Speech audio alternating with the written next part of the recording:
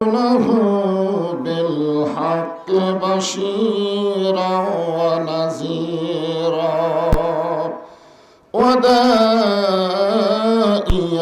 إلى الله بإذنه وسراجا منيرا فقد قال الله تعالى في كلامه المجيد والفرقان الحميد জবান খুলে সকলে পড়েন আউযু বিল্লাহি মিনাশ শাইতানির রাজিম বিসমিল্লাহির রহমানির রহিম الذي خلق الموت والحياة ليبلوكم أيكم أحسن عملا وهو العزيز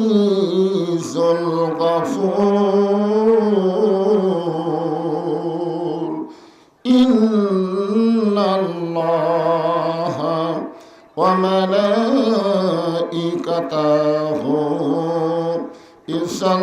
يصلون على النبي يا أيها الذين آمنوا صلوا عليه وسلموا تسليما اللهم صل على محمد وعلى آل محمد كما صليت على إبراهيم وعلى آل إبراهيم إنك حميد مجيد اللهم بارك على محمد وعلى آل محمد كما باركت على إبراهيم وعلى آل إبراهيم إنك حميد مجيد মাইক না হয় নতুন কিন্তু অপারেটর নতুন হ্যাঁ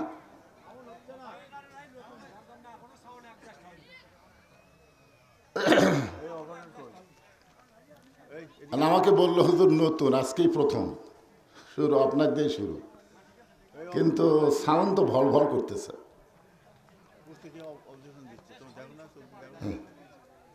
অ্যাডজাস্ট করা লাগবে বক্তার গলার সাথে মাইকের সাউন্ড অ্যাডজাস্ট না হলে হবে তাই ভল ভল ভল ভল করতেছে সকলে একটু আল্লাহর জিকির করেন লা ইলাহা ইল্লাল্লাহ লা ইলাহা ইল্লাল্লাহ লা ইলাহা ইল্লাল্লাহ চাঁদ সূরজ গ্রহ তারা আল্লাহ নামের পাগল পারা চাঁদ সূরজ গ্রহ তারা আল্লাহ নামের পাগল পারা আমার আল্লাহ নামের এতই দয়া আল্লাহ নামের এতই মায়া লুকিয়ে রাখছেন হে আল্লাহ জোরে লা ইলাহা ইল্লাল্লাহ এতগুলো মানুষ সবাই জবান খোলেন লা ইলাহা লা ইলাহা ইল্লাল্লাহ লা ইলাহা ইল্লাল্লাহ লা ইলাহা ইল্লাল্লাহ লা ইলাহা ইল্লাল্লাহ যার দিলে আছে আমার আল্লাহর ভয় যার মনে আছে আল্লাহর ভয় যার দিলে আছে আল্লাহর ভয় আল্লাহ আল্লাহ সব সময় আহার নিদ্রা ভালো লাগে না এই দুনিয়া, ভালো লাগে না, ভালো লাগে শুধু আল্লাহ, লা ইলাহা ইল্লাল্লাহ, লা ইলাহা ইল্লাল্লাহ মুহাম্মাদুর রাসূলুল্লাহ।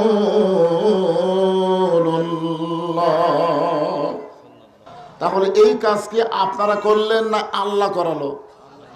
তাহলে এই মুহূর্তে আমরা বিশ্বাস করব, আমরা যত বড়ই পাপী হই না কেন, আল্লাহ আমাদের উপরে রাজি আছে। আল্লাহ যদি রাজি না থাকতো এই জান্নাতের বাগানে আমাদেরকে বসবার তৌফিক দিতেন না। আমার সামনে যারা বসেছেন, আমি আমার অন্তরের অন্তঃস্থল থেকে আপনাদের সবাইকে শুভেচ্ছা জ্ঞাপন করছি। সম্মানিত মা বোনেরা, পর্দার অন্তরালে বসে বসে যারা আলোচনা শুনতেছেন, তাদেরকে শ্রদ্ধা জ্ঞাপন করে এই মুহূর্তে জানতে চাচ্ছি আপনারা সকলে কেমন আছেন? জি আলহামদুলিল্লাহ। জি আল্লাহ শারীরিক সুস্থতা এবং মানসিক প্রশান্তি সহকারে আজকের এই জান্নাতের বাগানে কবুল করলেন। আমরা সে আল্লাহর উপরে খুশি না বেজার?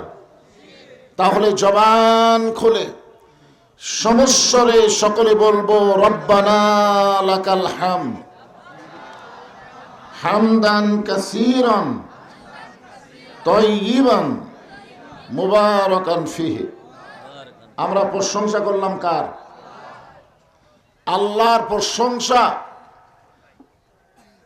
যদি আমরা করি তাহলে লাভ হবে কার? মাশাআল্লাহ, এক ছোট বাচ্চা বলছে আমার। এছাড়া যতই প্রশংসা করেন আপনার লাভ নাই, যার প্রশংসা করবেন তারই লাভ। যদি নেতার প্রশংসা করেন, সামনে ইলেকশনে নেতা ভোট বেশি পাবে, কিন্তু আপনাদের কোনো লাভ হবে না। বক্তার প্রশংসা করেন, বক্তার দাওয়াত বেড়ে যাবে, কিন্তু আপনাদের কোনোই লাভ নাই।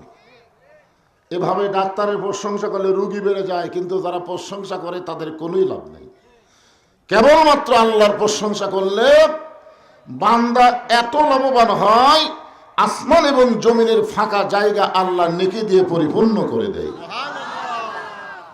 এই যে আমার এক ভাই পিছন থেকে বললেন সুবহানাল্লাহ। এই সুবহানাল্লাহ শব্দটা উচ্চারণ করলে আল্লাহ এত খুশি হয়, কবে যাবেন জান্নাতে তার আগেই আপনার নামে আল্লাহ জান্নাতে একটা গাছ লাগায় দেয়। তার মানে কি বুঝলেন? সুবহানাল্লাহ বলা বান্দারা জান্নাতে যাবেই। জান্নাতে যদি না যায় তো গাছ কার জন্য লাগাবে? এই জন্য আল্লাহ রাসূল বলেছেন তিনটা তসবিহ। জোরে বলেন কয়টা? তিনটা তসবিহ সে যত বড়ই পাপী হোক না কেন, ইমানদার হলে তার জবান থেকে অনায়াসে প্রকাশ পায়।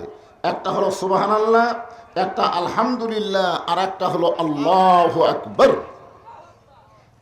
এই সাইড থেকে আল্লাহু আকবার কে করে? আসলে বাহিরে থাকে তো কাম হবে না। আপনারা বলেন তো, শীতের দিনে ল্যাপের বাইরে থাকে উষুম হবে? কতক্ষণ হবে? মশার সময় মশারির বাইরে থেকে মশার কামড় থেকে বাঁচা যাবে? আজকে কোরআনের মাহফিলে বাহির থেকে কোনো লাভ নাই, ভিতরে আসতে হবে।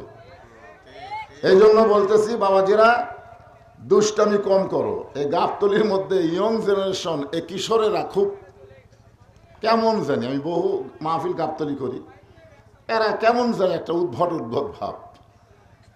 বাহির থেকে আল্লাহু আকবার, বাইরে কেন পাগলারা, ভিতরে আসো। তাহলে আমরা আল্লাহর প্রশংসা কম করব না বেশি করব? আলহামদুলিল্লাহ। আল্লাহর প্রশংসা করার বহু কারণের মধ্যে একটা কারণ হলো, এই যে আমার ভাই হেলালুজ্জামান তালুকদার লালু বললেন রোজা আর পূজা এই দুইটা কি এক? আল্লাহ কোরআনে বললেন, অমাইয়াবতাগি গায়রাল ইসলাম দীনান ফালাই ইউকবালা মিনহু। ইসলাম ছাড়া অন্য কোন জীবন ব্যবস্থা ধর্ম কেউ যদি গ্রহণ করে, আল্লাহ বলেছেন কখনোই তা কবুল করা হবে না। আল্লাহর কাছে একমাত্র কবুলযোগ্য জীবন ব্যবস্থা ধর্মের নাম কি? আমি কিন্তু জীবন ব্যবস্থা ধর্ম দুটাই কইছি। অনেকে মনে করে ইসলাম একটা ধর্মের নাম। হিন্দু একটা ধর্ম হতে পারে, খ্রিস্টান একটা ধর্ম হতে পারে, ইহুদি একটা ধর্ম হতে পারে, বৌদ্ধ একটা ধর্ম হতে পারে, কিন্তু ইসলাম কোনো ধর্ম না। এটা হলো পুরোপুরি জীবন ব্যবস্থার নাম। জোরে কার কথা ঠিক কিনা? হ্যাঁ, এইটা বোঝা লাগবে। 5 ওয়াক্ত নামাজ পড়বেন, যা ইচ্ছা তাই করবেন নাকি?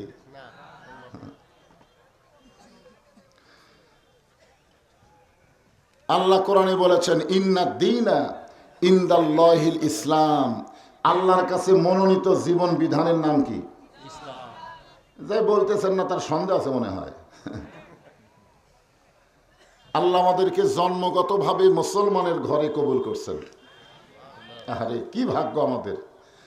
আল্লাহ যদি আমাদের হিন্দু বৌদ্ধ খ্রিস্টানদের ঘরে পাঠাতো, মনে করেন দুনিয়াতে পাঠানোর দায়িত্ব কার? আল্লাহ যদি আমাদের হিন্দুর ঘরে পাঠাতো, আমরা কি আল্লাহ পেতাম? কি পাইতাম? ভগবান। ভগবান আল্লাহু লা ইলাহা ইল্লা হুয়াল হাইয়ুল কাইয়্যুম। আয়াতুল কুরসির প্রথমেই আছে আল্লাহু লা ইলাহা ইল্লা হুয়াল হাইয়ুল কাইয়্যুম। এমন একজন আল্লাহ পেয়েছি যিনি সদা বিরাজমান। জোরে কান সুবহানাল্লাহ। যদি আপনাদের মন চায় আলিফ বাদ দেন তো, দেখেন তো কি আছে। লিল্লাহি মা ফিস সামাওয়াতি ওয়াল আরদ। আবার যদি মন চায় লাম বাদ দেন, লাহুল মুলকু ওয়া লাহুল হামদ। আবার যদি মন চায় আর একটা লাম বাদ দিয়ে দেখেন হুয়াল্লাহুল্লাযী লা ইলাহা ইল্লাহু। ভাগ্য গুণে আমরা এমন একটা আল্লাহ পাইছি যে আল্লাহর সবকিছু বাদ দিলেও আল্লাহ বাদ পড়বে না। বলে কন্যা সুবহানাল্লাহ। আসলে জগৎ তিনটে, খুব খেয়াল করবেন। যতই বাড়াবাড়ি করি সর্বসাকুল্যে জগৎ হলো তিনটে। ধরে কোন কয়টা? এক জগতে আমরা ছিলাম, এক জগতে আমরা আছি, আর এক জগতে আমরা যাব। এই পিছনে হইচই করে কেন রে? এই ইয়ং জেনারেশন মসজিদের উন্নয়ন কল্পে মাহফিল করতেছে, তাহলে এখানে ভলেন্টিয়ার আছে না নাই? যেরকম আছে না নাই? এরা কি মেলাত ঘুরতেছে নাকি? তোমরা দেখো, জবান বন্ধ করে কাজ করো। এখানে হইচই করা যাবে না, কেন এটা হাট বাজার না, এটা হলো জান্নাতের বাগান। জোরে কোন ঠিক কি না? এখানে অসংখ্য রহমতের ফেরেশতা পরিদর্শন করতে এসেছে। আল্লাহ কোরআনে বলেন লাকাদ খালাকনাল ইনসানা ফি আহসানি তাকওয়িম। আল ইনসানু আশরাফুল মাখলুকাত। মখলুকাতের মধ্যে মানুষ হচ্ছে সবচাইতে ভদ্র জাত। যেরকম সুবহানাল্লাহ। সেই মানুষ যদি হইচই করে, ফেরেশতারা যায় আল্লাহ কি করবে? আল্লাহ যা বলবে, আল্লাহ দেখবার গেছিলাম কিন্তু এরা তো ভদ্র না। তো আমাদের বিরুদ্ধে রিপোর্ট পড়বে, এই রিপোর্ট যেন না পড়ে আমরা ভদ্র। ঠিক কিনা বলেন ভাইজান? এর জন্যে বাইরে যা পারেন করেন, মাহফিলের ভিতরে হইচই করা যাবে না। একটু মনোযোগ দিয়ে শুনবেন। ওয়াজটা শুরুতে ভূমিকা যদি না বোঝেন, যে আয়াতের তাফসীর হবে, আয়াত বোঝা বড় কঠিন হবে। ভূমিকার মধ্যে আমি বলতেছি, মনোযোগ দিয়ে শুনতেছেন। 3 জগৎ। কয় জগৎ? এক জগৎ শেষ, সেই জগতের নাম হলো রুহের জগৎ। ওই জগতে আমরা ছিলাম কিন্তু আমাদের মনে নাই। মনে আছে? আপনাদের মনে আছে? এই দুনিয়াতে আসার আগে আর একটা জগতে যে আমরা ছিলাম, এই জগতের নাম কি? আলমে আরওয়াহ, রুহের জগৎ। আবার এই দুনিয়ার জগৎ ছেড়ে আমরা প্রত্যেকটা ধাপে ধাপে আর একটা জগতের দিকে রওনা দিচ্ছি। আপনারা বলেন তো সেই জগতের নাম কি? আখেরাতের জগৎ। আখেরাতের জগতের মধ্যে বরজাত টরজাত সবই আছে। হ্যাঁ, তো যেটা আমি 3 জগৎ বলতেছি এই হিসাবে দুনিয়াবি জগতের পরেই যেটা আসতেছে আখেরাতের জগৎ। 3 জগতের মধ্যে 2 জগৎ আল্লাহ আমাদের পক্ষে। রুহের জগতে যদি আল্লাহ আমাদের পক্ষে না থাকতো, দুনিয়ার জগতে মুসলমানের ঘরে আল্লাহ আমাদের কবুল করতো না। ধরে কোন কথা ঠিক কিনা? তাহলে 3টার মধ্যে 2টা যদি আল্লাহ আমাদের পক্ষে হয়, আর একটা জগতে আল্লাহকে আমাদের বিপক্ষে যাবে? হিসাব করলেই তো বোঝা যায়, ঠিক কিনা বলেন? এক বক্তা ওয়াজ করতেছে, এমন ওয়াজ করতেছে যে সব মুসলমান জাহান্নামে যাবে। মানে ওয়াজের ভাব দেখে মুসলমানরা ভাবতেছে আমাকে জান্নাত নেই। পরে আমাকে বলতেছে, হুজুর মুসলমানের খবর কি? আমি বললাম, পাগলা, জান্নাত হলো 8টা, জাহান্নাম হলো 7টা। এখন দরজা হোক আর জান্নাতে হোক, যেটাই হোক, অনেকে বলে একই জান্নাতের নাকি 8টা দরজা।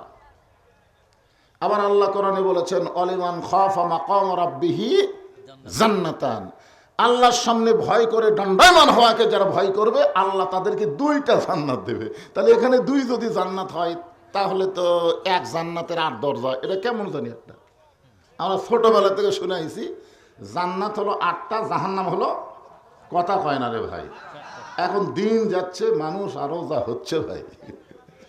তো এই আয়াতে আল্লাহ 2টা জান্নাতের কথা বলেছেন, তাহলে 2টা জান্নাতের কথা যদি আল্লাহ বলেন, তা 8টাও তো আছে।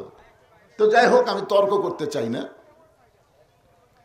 আমি একটা হিসাবের কথা বলতেছি। সাহাবারা এক সময় নবীকে প্রশ্ন করলেন, ইয়া রাসূলুল্লাহ, জান্নাতের তুলনায় জাহান্নাম কত বড়?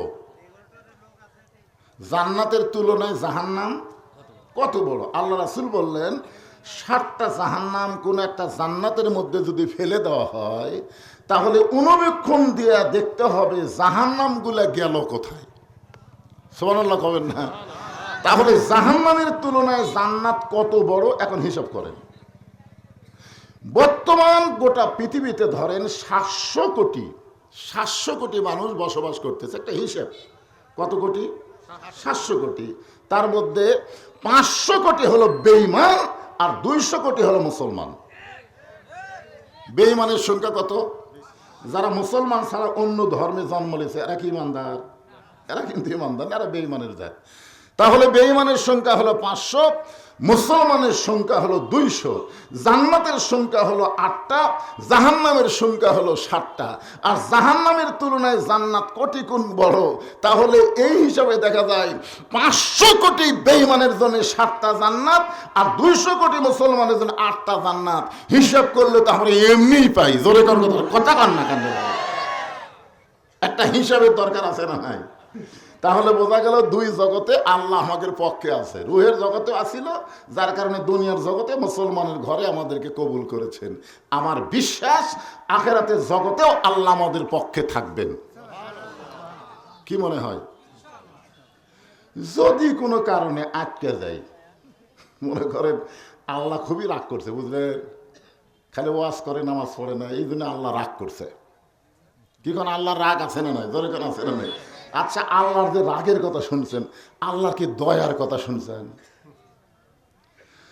আল্লাহ কোরআনে বললেন, না তাকনাতু মির রাহমাতিল্লাহ ইন্নাল্লাহা ইয়াগফিরুয যুনুবা জামিআন ইন্নাহু হুয়াল গাফুরুর রহিম। আমি দয়ার আয়াতটা বললাম, দয়ার কথা পরে বলতেছি। মনে করেন যে কোনো সময়, মানে কোনো ক্রমে যদি আটকে যায়, আটকে যাওয়া বোঝেন না, হেলালুর যেমন ভাইয়ের পিছনে 5-7 জন 10 জন খুবই ঘোরে, মানে সবসময় সাথে থাকে। তখন হেলালুর যখন লালু ভাই বলতেছে, এই যদি কোনো সময় তুই আটকে যাস, আমাকে কল করিস তো। তখন ওর মশান বাড়ে না কমে? ওই বাঘ বাড়ির জায়গায় হোক, চিনিস আমি কার লোক তুই জানিস? কি কারণ একটা মশান হয় কি হয় না? যদি কোনো সময় আল্লাহর সামনে আমরা আটকে যাই, আমাদেরকে তরানোর জন্য একজন নেতা আছে। আছেন আমার মুক্তার, আছেন আমার ব্যারিস্টার, সেই বিচারের হাইকোর্টেতে তিনি আমায় করবেন পার। আমি পাপী রাসূল জাবিন্দার। আল্লাহ যখন হাকিম হইয়া আমাদেরকে আসামি বানায় বিচার শুরু করবেন, ওই সময় আমাদের নবী উকিল হয়ে, ব্যারিস্টার হয়ে আমাদের পক্ষে আল্লাহর কাছে ওকালতি করে আমাদেরকে সুপারিশ করে জান্নাতে পৌঁছায় দিবে। তাহলে মনে হচ্ছে আখিরাতে যদি আল্লাহ রাগ করে, নবী আছে না নাই? উকিল থাকলে ভাইরে আসামির খুব একটা, খালি তো উকিল না, উকিল আবার ব্যারিস্টার, আবার মানজাল্লা দিয়া ইনদাহু ইল্লা বিইজনিহি, জোরে কোন সুবহানাল্লাহ। এই জন্য খুশি হচ্ছেন না বেজার হচ্ছেন? তবে একটা কথা আমি বলি, মন খারাপ করেন না, আমাদের নবী কিন্তু শুধু নবী না। আমাদের নবী কিন্তু শুধু নবী না। আবার অনেকে মনে করবেন ঈসা নবী, মুসা নবী, আদম নবী, ইদ্রিস নবী, হামাকেরও নবী। আমাদের নবী সম্পর্কে আল্লাহ বললেন, ওয়ামা আরসালনাকা ইল্লা রাহমাতাল লিল আলামিন। আল্লাহু আকবার। নবীর প্রতি দরুদ পড়ে, নবীরে সালাম করে মসজিদের ভিতরে, কিন্তু নবীর সমাজ গড়ার কাজে অনেকের দ্বন্দ্ব মনে বাজে। নবীর একটা সমাজ আছে, মক্কায় নবী 13 বছর দাওয়াত দিচ্ছেন আর পিটন খাচ্ছেন, ঠিক কিনা বলেন? কথা কন না কেন ভাই? নবী যখন হিজরত করে মদিনায় গেলেন, আজকে মক্কার ইসলামের কথা যদি বক্তারা সারা রাত কয়, কেউ বেজার হবে না। কিন্তু হিজরতের পরে মদিনার কথা যদি বলবার চাই, অনেকে বলবে হুজুর মনে হয় রাজনীতি ঢুকলো রে। আপনারা বলেন তো, আমাদের নবী মদিনায় হিজরত করার পরে শুধু নবী ছিলেন না রাষ্ট্রপতি ছিলেন? সবাই বলা লাগবে নবীর উম্মত, জবান খুলে বলেন কি ছিলেন? রাষ্ট্রপতি যদি থাকেন তাহলে তিনি একটা রাষ্ট্রের প্রধান ছিলেন। ছিলেন কি ছিলেন না? জি জি। এখন দেখেন, নবী যখন মদিনার রাষ্ট্রপতি ছিলেন, ওই সময় নবী ধর্মমন্ত্রী যিনি ছিলেন তার নাম হলেন আবু বকর। কি মন্ত্রী? আইন মন্ত্রী যিনি ছিলেন তার নাম হলো হযরত উমর। অর্থমন্ত্রীর নাম হলো ওসমান গনি, আর শিক্ষামন্ত্রীর নাম হলো হযরত আলী। আমি আপাতত 4টা মন্ত্রীর নাম করলাম।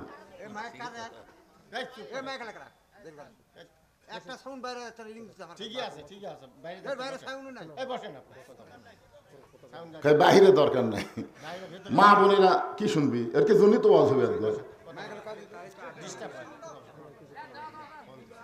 না।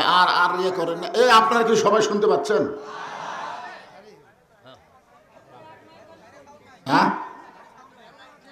আপনার ভিতরে শুনবার পাচ্ছেন কিনা? বাইরের কথা ভাঙতে পারে। বাহিরে যদি শুনবার না পায়, আর এমনি ভিতরে আসবে। এই শোন, কিন্তু মহিলাদের ওখানে, মা বোনদের ওখানে সাউন্ড দেওয়া লাগবে, কারণ আজকে আমার ওয়াজ কিছুটা মা বোনদের জন্য করাই লাগবে। কারণ আপনাকে এলাকার মা বোনেরা কিভাবে চলতেছে, কিভাবে বলতেছে, এর মোশান কি, ঠিক কিনা বলেন?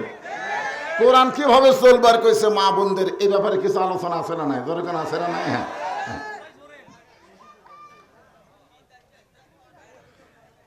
এই যে এই 3টে একসাথে উঠলে এরকে নিয়ত কিনা? বসবি? তোরকে নিয়ত কিরে? এদেরকে বলা হয় কিশোর গ্যাং। যেরকম কি গ্যাং? এরা সমাজের সবচাইতে বিষ পয়জন হয়ে গেছে। একটা করে ভিডিও মোবাইল পাশে, এরা যে কি মাস্তান হতে, বুঝলেন? হাই,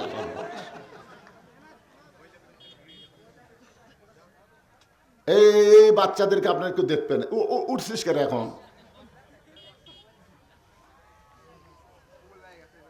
হ্যাঁ, একটু মনোযোগ দিয়ে শোনেন ভাইজান। যে কথা বলতেছিলাম, এখন যে কোরআন থেকে আপনাদের সামনে তাফসির করা হবে, যে কোরআন থেকে আপনারা আলোচনা শুনবেন, এই কোরআনের মধ্যে কোনো সন্দেহ, এই কোরআনে কোনো ধোঁকা, এই কোরআনে কোনো গোঁসামিল। মাশাআল্লাহ। এখন আপনাদের কাছে আমার প্রশ্ন হলো, কোরআনকে খালি শোনার জন্যে যে বক্তা ওয়াজ করবি, শ্রোতারা খালি শুনবি, এই জন্যই মনে হয় আল্লাহ কোরআন দিছে নাকি? আল্লাহ কোরআনকে লক্ষ্য করে বললেন, অনুনাজ্জিলু মিনাল কুরআনি মা হুয়া শিফাউ ওয়া রাহমাতুল লিল মুমিনিন।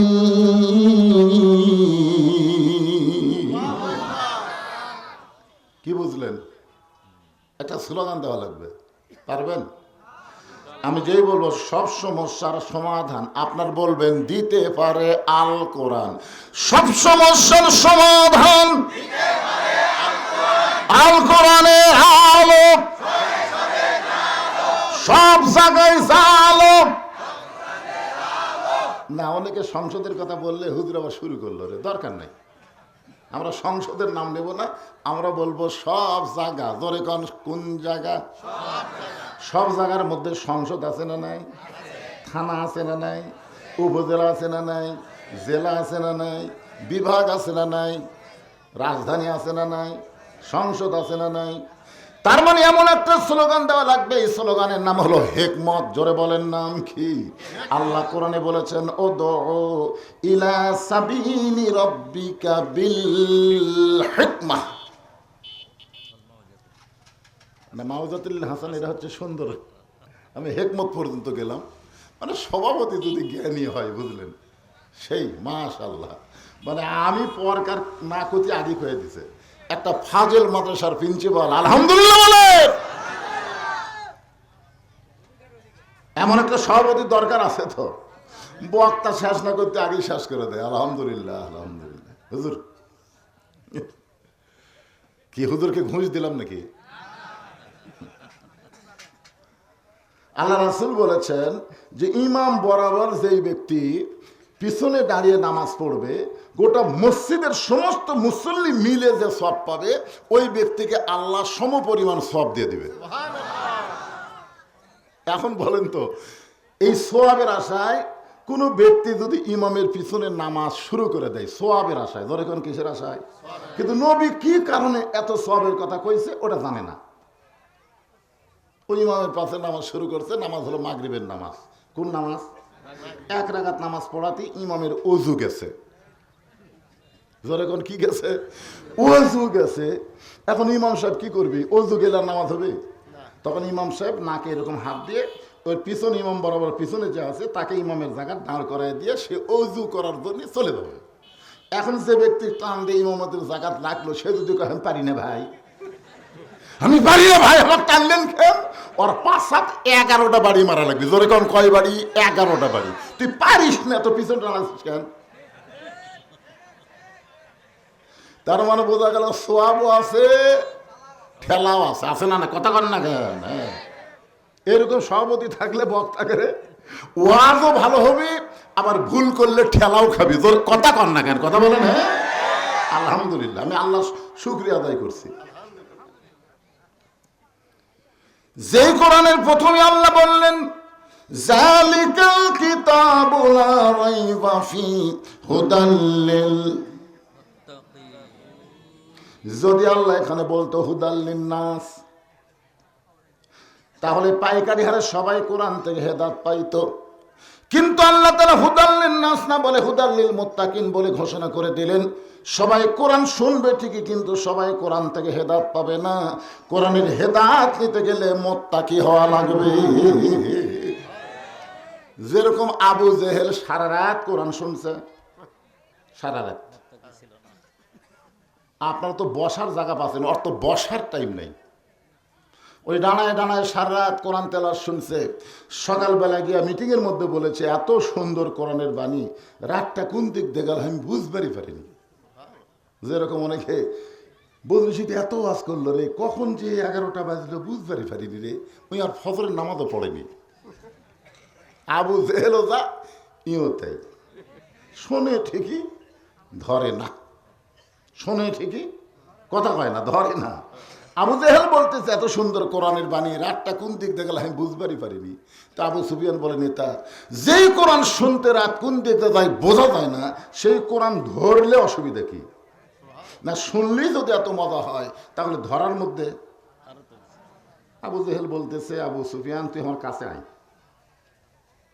কাছে যে আছে, কানের কাছে মুখ লাগায় বলতেছে, এই কোরআনকে যদি আমরা ধরি তাহলে আমাদের ভুয়া নেতৃত্ব চলবি না।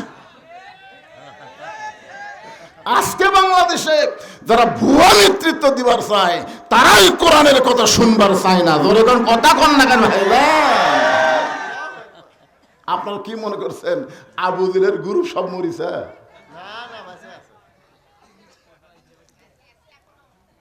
বেঁচে আছেন? একটা হলো আবু জেহেল, একটা হলো আবু বকর। আবু বকর সামিনা ও তানা, শুনেছে জন্য, আর আবু জেহেল খালি শুনিছে বিরুদ্ধচারণ করার জন্য। আজকে আপনারা কোন গ্রুপ হবেন, আবু জেহেল না আবু বকর? কারা কারা হযরত আবু বকরের গ্রুপ হবেন? দুই হাত তোলাবার আল্লাহকে দেখান। লিল্লাহি তাকবীর, হাত নামান। এখন আসেন সূরা মুলকের 2 নম্বর আয়াত। আল্লাযী খালাকাল মাউতা ওয়াল হায়াতা লিয়াবলুয়াকুম আইয়ুকুম আহসানু আমালা ওয়া হুয়াল আজিজুল গফুর।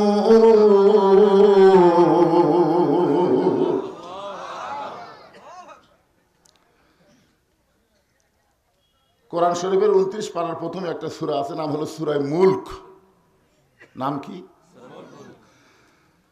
আমি 2011 সালে প্রথম হজ করবার গেছিলাম। তা আমার সঙ্গে আমার সাথী ছিল আদমদিঘি উপজেলার চেয়ারম্যান সিরাজুল ইসলাম, ডাক নাম হলো রাজু। ডাক নাম কি? এলাকার লোক গাবড়া হিসাবে চেনে। উনি আমার সাথী ভাই ছিলেন, একই হোটেলের মধ্যে ছিলাম। তো আল্লাহর ঘর সামনে নিয়ে আমরা একসঙ্গে তালবিয়া পড়তেছি, লব্বাইক আল্লাহুম্মা লব্বাইক, লব্বাইক লা শারিকা লাকা লব্বাইক, ইন্নাল হামদা ওয়ান নি'মাতা লাকা ওয়াল মুলক লা শারিকা লাক। আমি রাজু ভাইয়ের হাত ধরে বললাম, ভাইজান এই যে শেষে যে কইলাম লাকা ওয়াল মুলক লা শারিকা লাক, এর বাংলা অর্থ কি? তখন কয় হুজুর সবাই কয়, আমিও কই, এর বাংলা অর্থ তো জানি না। তা আমি বললাম, ভাই এখন কিন্তু আমরা কাবার আঙ্গিনার মধ্যে আছি, আমি যদি আপনাকে বাংলা অর্থ কই, আপনি আরবি তো মুখ দেখলেন, কিন্তু বাংলা অর্থ কি মানবেন? তখন বলতেছে, আবার বাংলা অর্থ কি হবে? আমি বললাম, আপনি যদি মানেন তাহলে বাংলা অর্থ কমো, আর যদি না মানেন তো কই লাভ কি? তখন বলতেছে, আল্লাহর কাবা ঘর সামনে নিয়ে যখন আপনি কথা বললেন, হুজুর বলেন আমি মানার চেষ্টা করেন। মানার চেষ্টা করলে হবে না, মানবেন এই নিয়ত করেন। আমাকে বলতেছে, আগে বাংলা অর্থটা কম তো দেখি। আমি বললাম, লাকাল মুলক লা শারিকা লাকের বাংলা অর্থ হলো, রাজনীতির ভিতরে, রাজত্বের ভিতরে একমাত্র আল্লাহ ছাড়া আমি অন্য কাউকে স্বীকার করি না। আপনি মুসলমান হবেন, মানুষের তৈরি দল করবেন, আর আল্লাহর কাবা ঘর তাওয়াফ করবেন। হজের আগে যা করছেন করছেন, হজের পরে আল্লাহর দল করা লাগবে। এখন আপনি কি কন? ওই কয় হুজুর এইটার অর্থ দিয়েই হবি, তাহলে এটা বাদ দিয়ে আমি তুলবে পণ্য হলি। আরে পাগলা, তুমি 7 পাকে 1 তাওয়াফ হয়, তুমি যদি 1 পাক বাদ দাও, যদি 100 বার তাওয়াফ করো, তোমার তাওয়াফ হবে না, কারণ 7 পাকে 1 তাওয়াফ। যখন কথা ঠিক কিনা? তাহলে তলবিয়া পড়বার গেলে শেষের অংশ বাদ দেওয়া যাবে? যখন যাবে। মৃত্যু এবং হায়াতের স্রষ্টার নাম কি? আগে আয়াতের অর্থ করতেছি। লিয়াবলুয়াকুম, তোমাদের পরীক্ষা করা হবে, আইয়ুকুম আহসানু আমালা, সুন্দর আমল। সুন্দর আমলের পরীক্ষা করা হবে। মাইক আবার ভম্ভম করতেছে। সুন্দর আমলের পরীক্ষা করবেন কে? আরো জোরে। এখন সুন্দর আমল যদি আমরা করতে চাই, আপনার বলেন তো সুন্দর একটা পরিবেশের দরকার আছে না নাই? সুন্দর একটা পরিবেশ যদি তৈরি করবার চাই, তাহলে সুন্দর একটা সমাজের দরকার আছে না নাই? সুন্দর একটা সমাজ যদি তৈরি করতে চাই, তাহলে সুন্দর একটা রাষ্ট্রের দরকার আছে না নাই? সুন্দর একটা রাষ্ট্র যদি গঠন করতে চাই, তাহলে মানুষের তৈরি করা সংবিধান দেওয়া হবে না, আমার আল্লাহর কোরআনের সংবিধান লাগবে।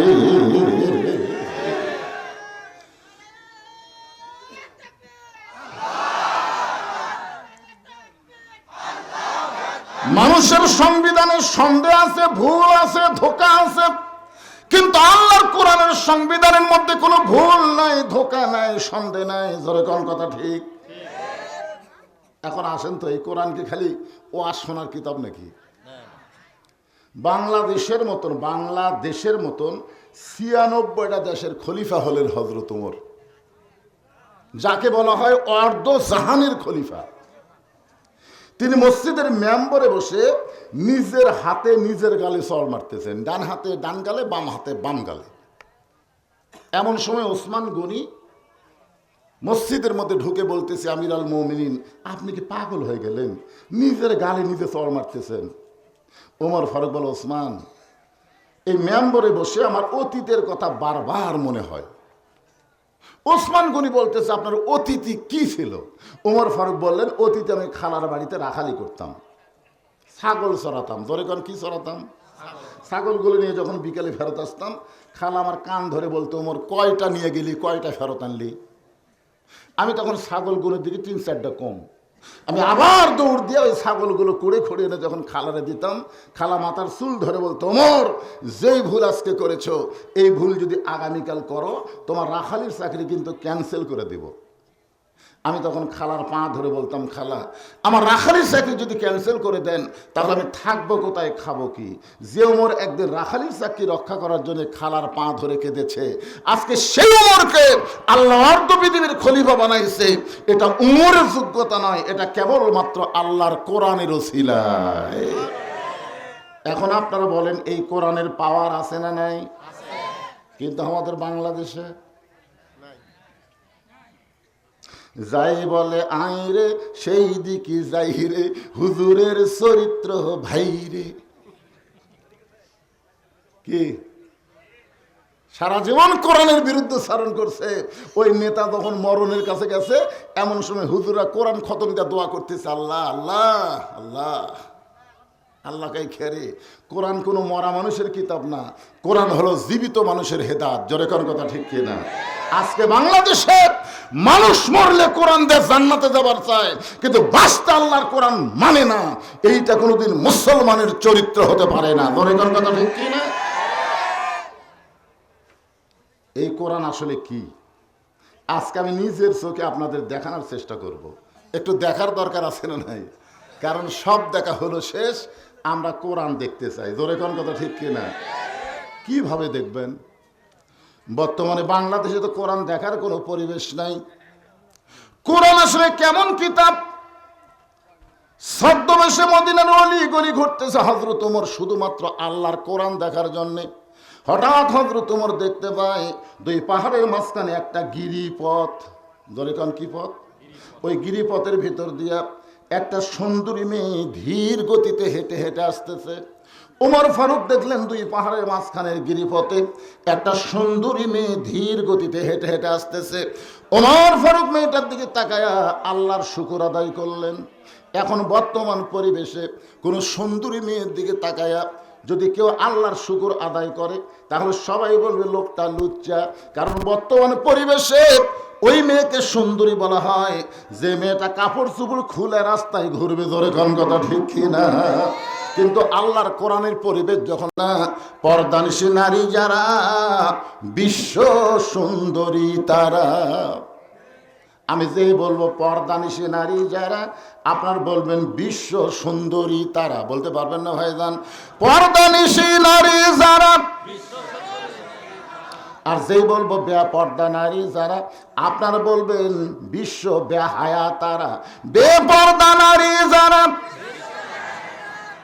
বেপর্দা নারী যারা, শিলা কলা তারা। আপনারা শিলা কলা দেখছেন? একই গাছের কলা, এক গামলায় শোষাওয়ালা, এক গামলা শিলা। আপনার বলেন তো খরিদ্দার কোন কলা কিনবি? কলালা বলতেছে, ভাই রে একই গাছের রে। বলতেছে, না ভাই আমি শিলা কলা নেই না। তুই কলা কি শিলা খাস না? কই শিলাই তো খাই, তো আগে থেকে শিলা আছে, খালি নিবি আর খাবি। তখন খরিদ্দার বলতেছে, ভাই রে আমি খাওয়ার আগেও খাসে। কলালা বলতেছে, আল্লাহর শপথ কেউ খায়নি। বলে তুই খালি তোকে দেখতে পারবি না, একটা দূরবীন অনুবীক্ষণ যন্ত্র নিষে দেখ, মাছি খাসে, মশা খাসে, ধুলাবালি পড়ার কারণে এই কলা আর খাওয়ার উপযুক্ত নেই। কলার উপরে ব্যাকটেরিয়া খালি কিলবিল কিলবিল কিলবিল করতেছে। জোরে কোন কথা ঠিক না? তাহলে সুস্বাদু কলা যদি খাওয়ার ব্যাপারে আপনার পছন্দ হয়, বিবাহের ব্যাপারে পর্দাশী নারী আপনার পছন্দ হবে, বেপর্দা শিলা কলা আপনার পছন্দ হওয়ার কথা নয়। জোরে কোন কথা ঠিক না? আজকে বাংলাদেশের প্রত্যেকটা যুবক যারা বিয়ে করে নাই, তারা যদি নিয়ত করে আমরা বেপর্দা নারীকে বিয়ে করব না, খালি এই নিয়ত করার পর থেকে বাংলাদেশের একটা মেয়ে আর বেপর্দা চলবে না। জোরে কোন কথা ঠিক কিনা? আর মেয়েদেরকে আমি বলতেছি, যে সমস্ত মেয়েদের বিয়ে হয়নি তারা আজ থেকে নিয়ত করবা, কোনো বেনামাজি যুবকের সঙ্গে আমরা বিয়ে বসবো না, বাধ্য হয়ে যুবকেরা নামাজি হবে। ধরে কোন কথা ঠিক কি না? মেয়েরা যদি নিয়ত করে মোহরানা ছাড়া বিয়ে বসবো না, ছেলেরা ডিমান্ড চাওয়ার সাহস পাবি না। বর্তমান পরিবেশে হবি না তো, যতই ঠিক ঠিক কন। সেই পরিবেশ চাইলে আল্লাহর কোরআন লাগবে। ধরে কন কি লাগবে? ওমর ফারুক মেয়েটার নিকটে গিয়ে সালাম দিয়ে বললেন, মা, এই নির্জন পথে তুমি একা একা চলতেছ, তোমার সামনেও কোনো মানুষ নাই, পিছনেও কোনো মানুষ নাই, তোমার অন্তরে কোনো ভয় ডর লাগতেছে না? মেয়েটা বলে, পথিক, তুমি কি হযরত ওমরকে চিনো? সাল্লাল্লাহু আলাইহি ওয়াসাল্লাম। ওই মেয়েটা ওমরকে লক্ষ্য করে বলতেছেন, পথিক, তুমি কি হযরত ওমরকে চেনো? ওমর যেদিন থেকে আল্লাহর কোরআন দিয়ে রাষ্ট্র চালায়, সেদিন থেকে পৃথিবীর এক প্রান্ত থেকে আর এক প্রান্ত একটা মহিলা যাবে, ওই মহিলার কলিজায় কেবলমাত্র আল্লাহ ছাড়া অন্য কারো ভয় থাকবে না। আজকে আপনি বগুড়ার বাইতুর রহমান, ওই মসজিদ কিন্তু তারেক জিয়ার একটা বড় ভূমিকা ছিল। জোরে কোন কথা ঠিক কিনা? বগুড়ায় যেগুলো উন্নয়ন আগে হয়েছে তারেক জিয়ার সময়, যখন তার মা প্রধানমন্ত্রী ছিল, ওই সময় হয়েছে, তারপরে তার কিছু হয়নি। তাহলে আপনি জোহরের নামাজ বাইতুর রহমান মসজিদে যদি সামনে কাতারে পড়ার নিয়ত করেন, আর আপনার পায়ের মধ্যে যদি 2000 টাকার জুতা থাকে, আপনি চিন্তা করে দেখেন তো, জুতা কি মসজিদের দরজা থুবেন না হাতত নেবেন? কথা কয় না। যখনই জুতা হাতত নিছেন, তখন দুই কান্দের ফেরেশতা বলতেছে, আল্লাহ, এই বান্দা কার ভয়ে মসজিদে ঢুকতেছে? আল্লাহ বলতেছে, আগে করছে চোরের ভয়।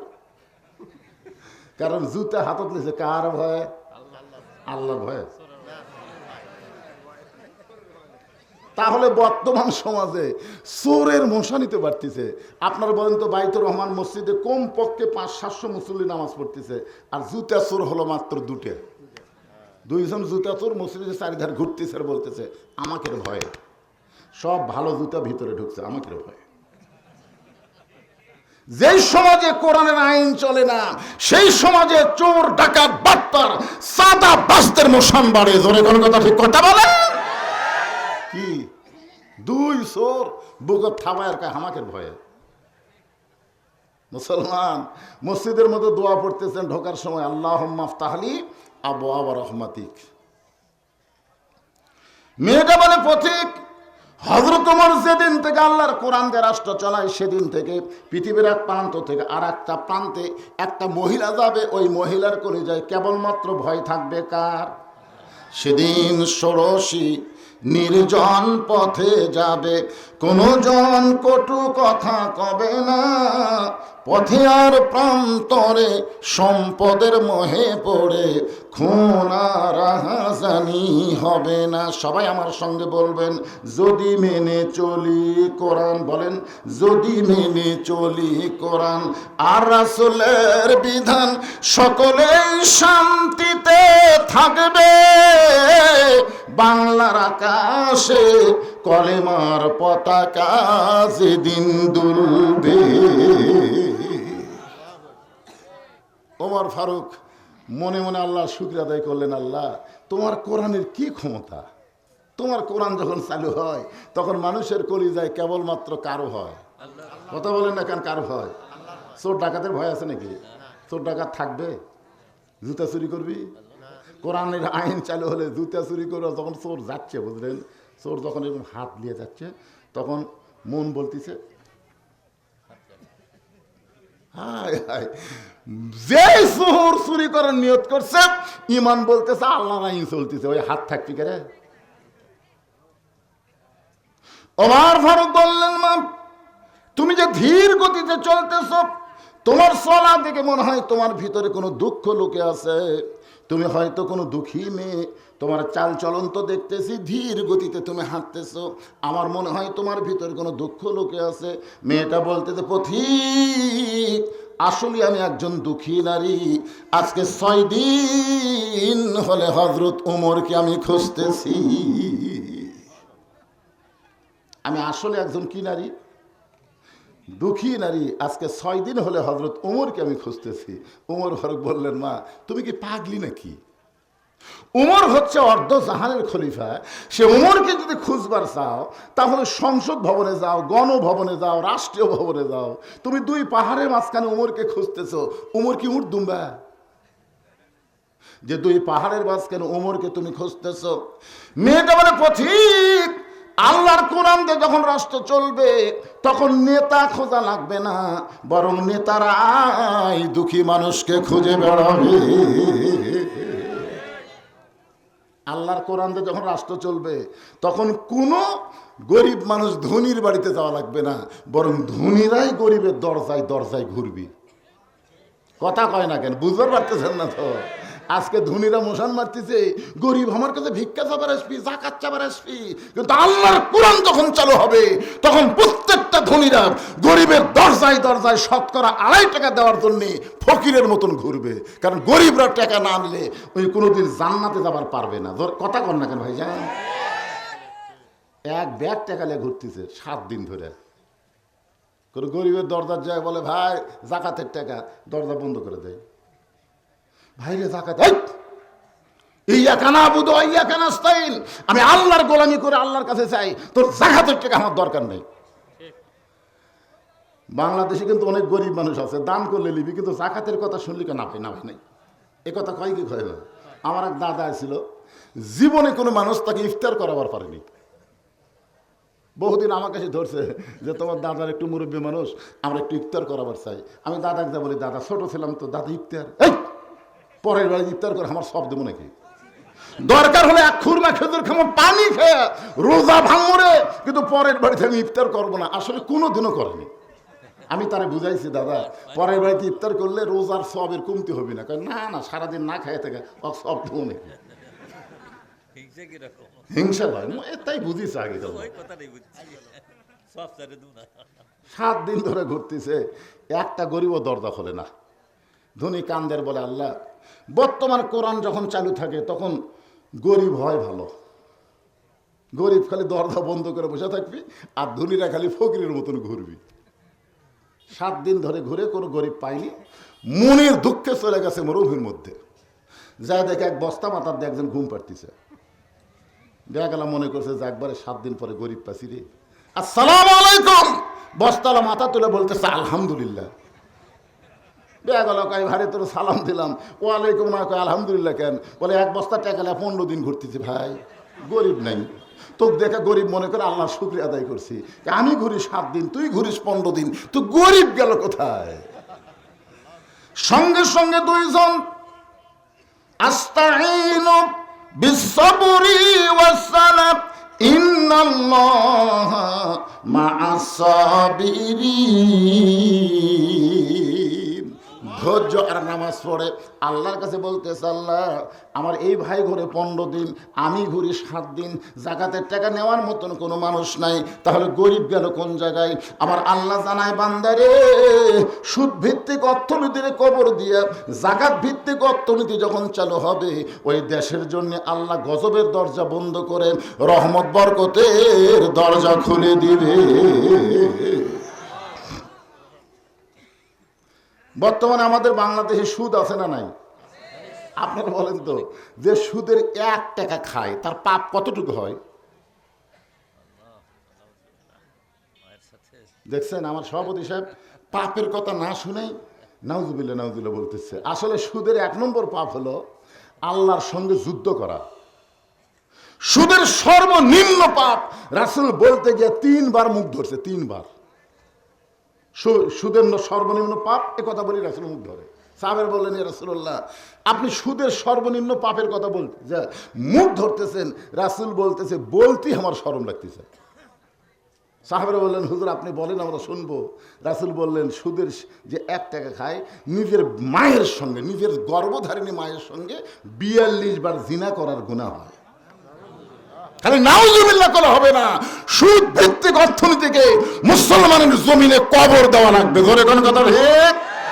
আর কবর দিবার গেলে বর্তমান সমাজতে হবে না, আল্লাহর কোরআনের রাষ্ট্র লাগবে। ধরে কোন কথা ঠিক কিনা ভাইজান? মেয়েটা বলতেছে, পথিক ওমর ফারুককে।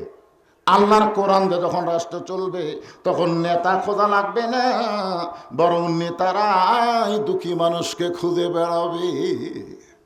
আজকে আমাদের বাংলাদেশের নেতারা কখন খোঁজে? মানে আমার কাহালুতে এক নেতা, রাস্তা দিয়ে এক ফকির আসতেছে, নেতা ড্রাইভারকে বলছে গাড়ি থামা। তো ড্রাইভার বলতে স্যার কেউ তো নাই, বলে ওই যে আসতেছে। ড্রাইভার বলে ভিক্ষা করে খায়। আরে পাগলা, ভোটের আগে যে গাড়ি ব্রেক করছে, নেতা গাড়ির থেকে নামে ফকির সালাম দেয়, আসসালামু আলাইকুম চাচা, আসসালামু আলাইকুম চাচা। ফকির গেলে চারিদিকে মাথা ঘুরে। নেতা বলতে চাচা কি দেখেন? বলে তুমি কাক সালাম দিলা? বলে আপনার দিলাম, কারণ ভিক্ষা করে খাই। নেতা বলতে ভোটের আগে আপনিও ধামতাই। ও ভোটের আগে ফকির সালাম পায়, আর ভোটের পরে চামচার অত্যাচারে নেতার ধারত যাওয়া যায় না। জোরে কথা কন না কেন? হয়ে যান। শুধুমাত্র ভোটের আগে ভালো হলে হবে না। বাংলাদেশের নেতারা ভোটের আগে যেমন ভোটারের কাছে যায়, ভোট পায়া যখন নেতা হবে, এমপি হবে, মন্ত্রী হবে, ভোটের পরে যদি এমন ভাবে যায় ওই নেতা শহীদ জিয়ার মতন ওমর ফারুকের সঙ্গে আল্লাহ জান্নাত দিয়া দিবে।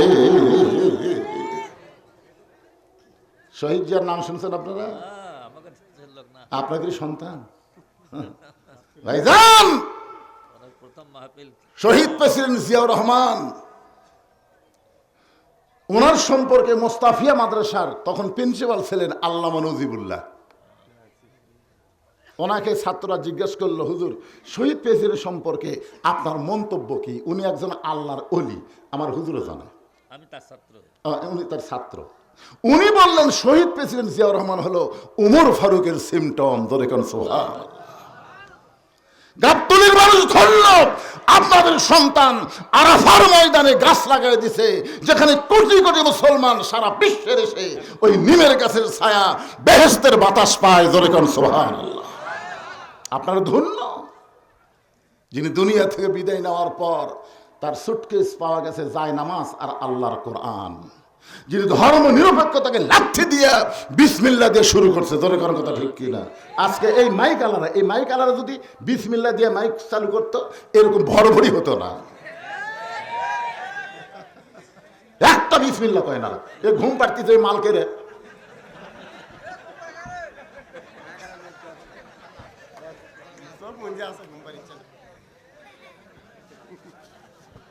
কি শহীদ প্রেসিডেন্ট জিয়াউর রহমান ছিলেন আপনারা? গোটা বিশ্বের মানুষ চিনে। যখন আরাফার ময়দানে জিয়া টিরি, নিম গাছ না, এখন গাছের নাম হচ্ছে জিয়া টিরি, জিয়া গাছ। আরে আজকে তার স্ত্রী, গণতন্ত্রের মা, আপসীর নেত্রী, তিনি আজকে অসুস্থ। আমি কয়েকদিন হলে তার জন্য প্রত্যেকটা মাহফিলে মোনাজাত করতেছি। দেখবেন ইউটিউবে আমার কয়েকটা মোনাজাত বের হয়েছে। তার জন্য আমি চোখের পানি নিয়ে দোয়া করি, আল্লাহ তাকে তুমি পুরোপুরি সুস্থ করে আবার আমাদের কাছে আসার তৌফিক দাও। জোরে কোন আমিন, জোরে বল আল্লাহুম্মা আমিন। তিনি কত দুঃখী একজন নারী। 33 বয়সে সে বিধবা হয়েছে, 2টি এতিম সন্তানকে লালন পালন করেছে। অথচ হাসিনা এতিমদের মাল আত্মসাৎ করার অপরাধে মিথ্যাভাবে তাকে জেল দিছে। ধরে কর কথা কি? কত দুঃখী একজন মানুষ, 2টা সন্তানকে লালন পালন করেছে, কত কষ্ট নিয়ে। জিয়াউর রহমান যাওয়ার পরে তার কিছুই ছিল না। তিনি আমাদের দেশের 3বারের সফল মন্ত্রী। তিনি যখন ক্ষমতায় ছিলেন একটা আলেম বলতে পারবে না খালেদা জিয়া কাউরে কষ্ট দিছে। ধরে কোন কথা ঠিক কিনা? যে আলেমদের কষ্ট দিছে সে বিদেশে পলানোর পরে সবাইকে আলহামদুলিল্লাহ, হাসিনা মরে গেলে ইন্নালিল্লাহ বলার কোনো মৌলবি খুঁজে পাওয়া যাবে না। কথা কন না কেন ভাইজান? আর খালেদা জিয়ার জন্য মসজিদে, মাদ্রাসায়, মাহফিলে, সব জায়গায় তার জন্য দোয়া হচ্ছে। বিশ্বাস আমার, আল্লাহ তাকে আবার কিছু দিনের জন্য সুস্থ করে দিবে ইনশাআল্লাহ। যাওয়া লাগবেই তো, যাওয়া লাগবে না? এতগুলো মানুষকে কাঁদায় যে যাবে, আল্লাহ তাকে জান্নাত দিয়ে দিবে। আল্লাহ কথা প্রসঙ্গে কথা নাইছে, একটু মনোযোগ দেন। নেতা শুধু ভোটের আগে ঘুরলে হবে না, ভোটের পরেও ঘুরতে হবে। যখন আল্লাহর কোরআন দিয়ে রাষ্ট্র চলবে, সুবহানাল্লাহ বলেন। মেয়েটা বলে পথিক, আল্লাহর কোরআন দিয়ে যখন রাষ্ট্র চলবে তখন নেতা খোঁজা লাগবে না, বরং নেতারাই দুঃখী মানুষকে খুঁজে বেড়াবে। আমি 6 দিন হলে উমরকে খুঁজতেছি, আর 1 দিনের মধ্যে যদি উমরকে আমি না পাই তাহলে আসল জায়গায় বিচার দিব। কয়দিন হলে খুঁজতেছে? আর 1 দিন। আমি সর্বসাগরে 7 দিনের নিয়ত করছি, 6 দিন হলে খুঁজতেছি, আর 1 দিনের মধ্যে যদি উমরকে খুঁজে না পাই তাহলে আসল জায়গার বিচার দেব। আসল জায়গা বোঝেন? হাসিনা এত অত্যাচার করছে, আমরা জজ কোর্টত গেছি, হাইকোর্টত গেছি, সুপ্রিম কোর্টত গেছি। হাসিনা এমন বিচার করা করছে, ভালো মানুষগুলো জেলখানায় আর খারাপ মানুষ জামিন পাচ্ছে। জোরে কোন কথা ঠিক কিনা? আল্লামা সাইদি হুজুর যেদিন দুনিয়া থেকে বিদায় নিল, তাকে হত্যা করা হলো, সেদিন বাংলাদেশের সমস্ত আলেম তাহাজ্জুদের নামাজ পড়ে আসল জায়গায় বিচার দিয়েছে। জোরে কোন কথা ঠিক কথা বলে? 1 বছরও লাগেনি, 1 বছরও লাগেনি। কি হাসিনা যখন পোলা যায় তখন দেখছেন আপনারা, ছোট্ট একটা ভিডিও প্রকাশ হয়েছে, ওই ভিডিও আমি লোড করে রাখছি, মাঝে মধ্যে দেখি, আর কি যে মজা লাগে ভাই। আর বোন রেহানা খালি মাটির দিকে তাকে তাকে হাঁটতেছে, আর হাসিনা যাওয়ার সময় খালি চারিদিকে তাকাচ্ছে আর মনে মনে একটা গান গাচ্ছে। কত জনকে কত কি দিলাম, যাবার কালে 1 চামচারও দেখা না পাইলাম। ও আমার সাদের মালা যায় রে ছিঁড়ে, রইব না আর বেশি দিন তোদের মাঝারে। এরকম একটা গান আছে না নাই? কত চামচা আছে, তার একটা চামচাও নেই। একটু মনোযোগ দিয়ে শুনবেন। মেয়েটা বলতেছে 1 দিনের মধ্যে যদি হযরত ওমরকে আমি দেখতে না পাই তাহলে আসল জায়গায় বিচার দেব। এমন সময় হযরত ওমর হাঁটু গেড়ে বসে মেয়েটার সামনে বলতেছে, মা তুমি যেই ওমরকে খুঁজতেছ আমি হইলাম সেই ওমর। হাঁটু গেড়ে বসেছে, কারণ ওমর ফারুক যখন থেকে খেলাফতের দায়িত্ব পাইছে তখন তিনি ঘোষণা করেছেন, ফোরাতের কোলে একটা কুকুর যদি না খেয়ে মারা যায় আল্লাহ হাসরের ময়দানে ওমরকে ছাড়বে না। মেয়েটা কয়দিন খুঁজেছে? কয়দিন? 6 দিন হলে খুঁজেছে, আর 1 দিন। হাঁটু গেড়ে বসে বলতেছে, মা তুমি যেই ওমরকে খুঁজতেছ আমি হইলাম সেই ওমর। সঙ্গে সঙ্গে মেয়েটা বলি, আমিরুল মুমিনিন, তাহলে আপনি একা একা চোরের মতন কেন ঘুরতেছেন? আপনার কি কোনো চামচা নাই? কি মনে করছেন এমপি? ওমর ফারুক কি এমপি? মন্ত্রী? বাংলাদেশের মতন দেশের মন্ত্রী? বাংলাদেশের মতন 96টা দেশের খলিফা, রাষ্ট্রনায়ক, চোরের মতন একা একা ঘুরতেছেন, আপনার কি কোনো চামচা নাই? ওমর ফারুক বললেন, মা চামচা পালবার গেলে যে টাকা লাগবে সেই টাকাই তো আমার নাই, কারণ চামচা তো আর এমনি এমনি ঘুরবি না, টাকা লাগবে। জোরে কোন কি লাগবে?